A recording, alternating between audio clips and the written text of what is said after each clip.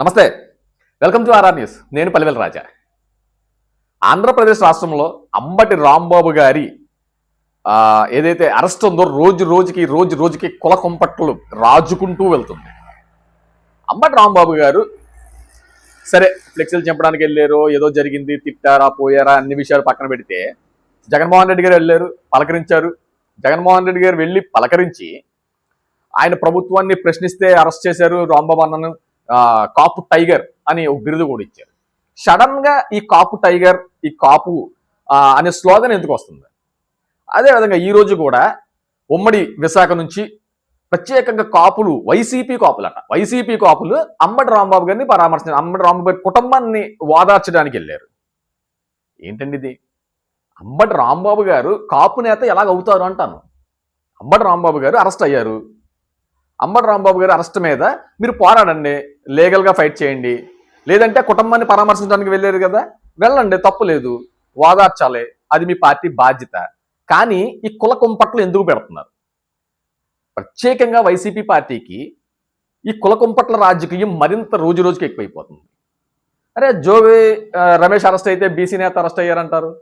అసలు జోగి రమేష్ ఏమని ప్రశ్నించారు? నారా లోకేష్ను ఏ విధంగా మాట్లాడో విన్నారా?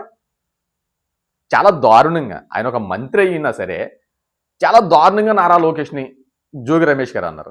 అంటే ఇది బీసీ నేత, బీసీలు అందరూ కలిపి లోకేష్ గారిని అన్నట్ట.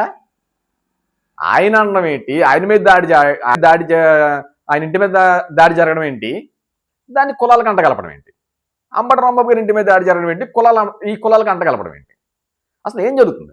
అసలు గతంలో రాంబాబు గారు అసలు నేను కులానికి కాపుని కానీ నేను కాపు నేతను కాదు అని చెప్పుకుంటూ వచ్చారు ఆయన.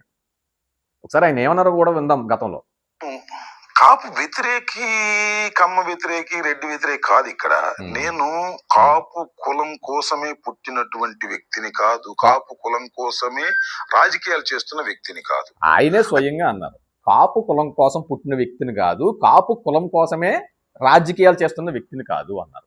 రాంబాబు గారి మాటలు క్లియర్గా విన్నాం. కాపుల కోసమే రాజకీయం చేస్తున్న వ్యక్తిని కాదు అని క్లియర్ కట్టగా చెప్పారు. కానీ ఇప్పుడు ఆయన జైల్లో ఉంటే ఆయనకు వైసీపీ పార్టీ అనే ఒక రంగు పులమకుండా కాపు అనే ఈ కులపు రంగు పులమడానికి కారణం ఏంటి? అంటే రాష్ట్రంలో ప్రశాంతంగా ఉండడానికి వీల్లేదా? అంటే కాపులు వైసీపీ కాపులు, టీడీపీ కాపులు ఏంటిది?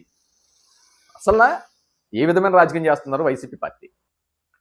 కుల రాజకీయం మానేసి పార్టీల పరంగా రాజకీయం చేస్తే నిజంగా ఆ పార్టీకి ఇంకా వాల్యూస్ పెరుగుతాయి, ఆ పార్టీ ఇంకా మనుగడలోకి సాగుతుంది. ఈ విధంగా కుల కుంపట్లు రెచ్చగొట్టడం అనేది, ఈ విధంగా కులాల మధ్య చిచ్చు రేపడం అనేది కరెక్ట్ కాదని ఆంధ్రప్రదేశ్ ప్రజలు సైతం, కాపులే కాదు మొత్తం అందరూ కూడా భావిస్తున్నారు. Thank you.